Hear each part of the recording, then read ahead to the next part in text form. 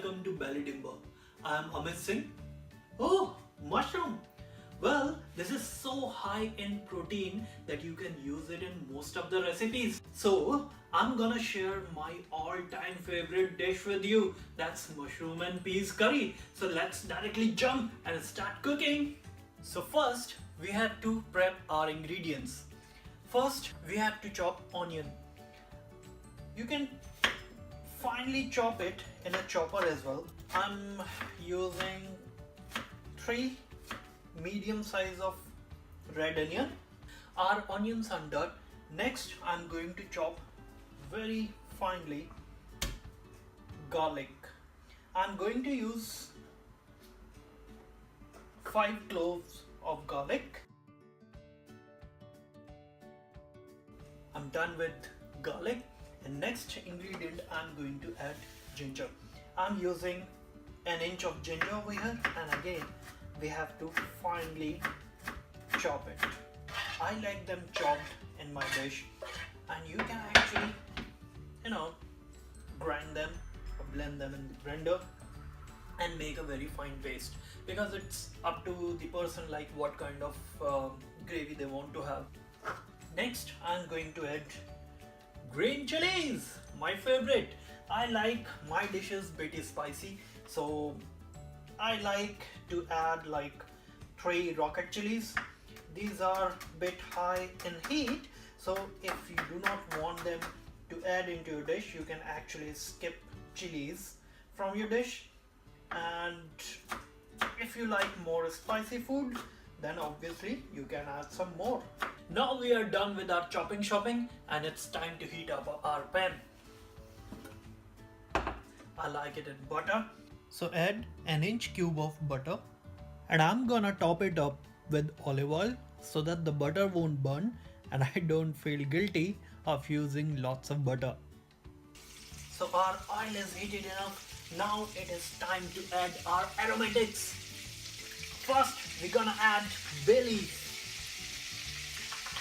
Next, we are going to add 2 inch of cinnamon, and I'm going to add 4 cardamom to it, and you just have to split them up or open before adding. So just give a very gentle bash, don't crush it, and add it to your dish. Once they release their aroma, then we need to add cumin, a generous teaspoon of cumin,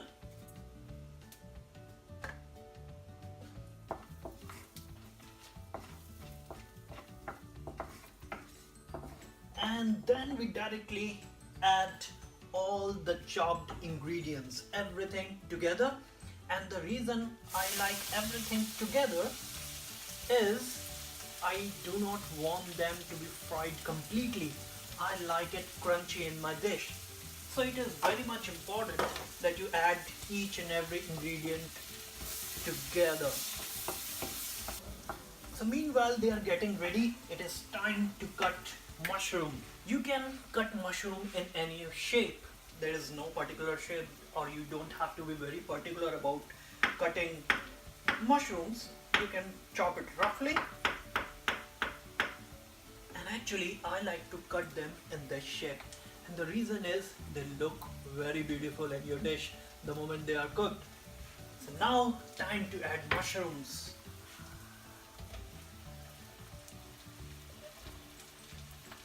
And just remember that whenever you are cooking mushrooms, you surely need to add black peppercorns.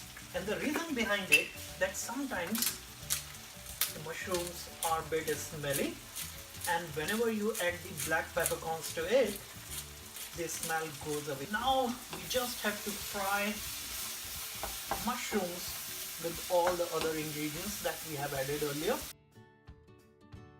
While our mushrooms are frying, the next ingredient I'm going to add in a way is kasuri methi, and we just have to rub them like that.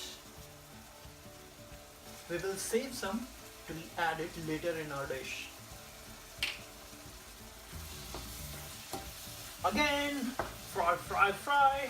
If you see that mushrooms have left the water, so it is kind of, they are almost fried, and again we'll be frying them ahead with all the masalas. So next, time to add our masalas. I'm going to add one generous teaspoon of turmeric powder and 1.5 generous teaspoon of Kashmiri red chili powder. It's actually very less in heat but gives kind of very rich color to your recipe, so I like it. And if you want like more spicy, more colorful dish, you can add it more, and obviously you can reduce the amount of this particular masala. And 2 generous teaspoon or 2.5 generous teaspoon of coriander. Next, if you can get hold of Kitchen King masala, then it would be very nice because it will give a very nice flavor to your dish. So 1 generous teaspoon of Kitchen King. Along with that, I am going to add a 1/2 teaspoon of garam masala. Now just fry your masalas with the mushroom. Next, we add freshly blended tomato puree of 2 large tomatoes. And now, to give it a sweet and sour taste, I am going to add a little bit of lime as well.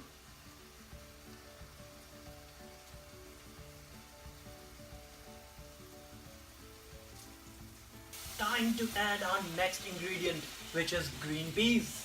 I like them crunchy in my dish, not the soggy ones. So that's why I added a bit later. Give it a quick mix, and now it is time to add our next ingredient, that's honey. I'm going to add 1/2 tablespoon of honey into it. And what it does, that it will balance the acidity of tomato. Also, it will give a very nice glaze to your dish. And as you remember that we have saved our kasuri methi, now we are going to add it again. This is dried fenugreek leaves, and again we have to rub it and add it to our dish. Time to add our most important ingredient, salt. Add salt as per your taste. I'm adding 2 tablespoons of salt. Now our dish is almost done, so it is time to add our next ingredient, which is cream.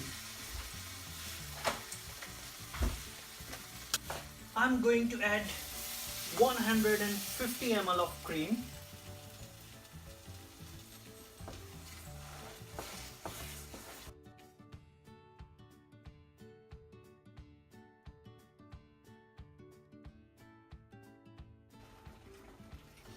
Now as you see that our dish is bubbling away, it is time to add our next ingredient. I'm going to use mortar and pestle, and I'm going to crush 2 green cardamoms.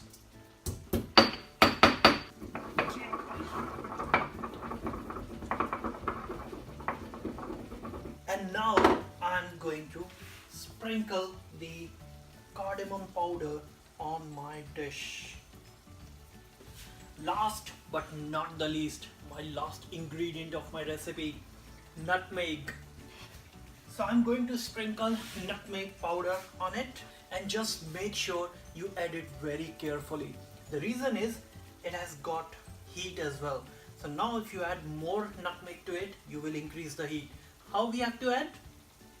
1, 2, 3 and 4. That's it. And now just give it a good mix.